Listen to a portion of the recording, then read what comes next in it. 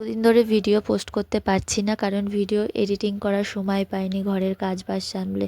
তাই আজকে একটু সময় পেয়েছি, কটা ভিডিও এডিটিং করে রেখেছি। আবার 3-4 দিন পর আবার এডিটিং করে, এইভাবেই করতে হয়, কিন্তু সময় পাই না, কি করব। চেষ্টা করে যাচ্ছি, বাধা বিঘ্ন অনেক আছে, তবুও চেষ্টা করে যাচ্ছি যে একটা দিন তো মুখ তুলে দেখবে ভগবান যে আমার ভিডিওটাও ভাইরাল হচ্ছে, কেউ দেখছে, কমেন্ট করছে। জানি না, ভিডিও রোজই দেখি যে কে কী দেখছে, কজন দেখছে, ভিউজ কত হচ্ছে। 1000, 800, 900, 1000 এতটাই ভিউজ আসে, এরপরে আর আসছে না ভিউজ।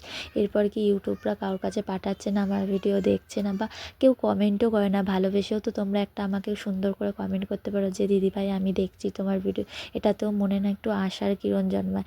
তাই এই আশার প্রদীপ আমি নিজের হাতে বানিয়ে নিলাম। এটা ঠাকুর ঘরে জ্বালাবো, বিভিন্ন প্রদীপ এবং ধূপকাঠি জ্বালানোর জন্য।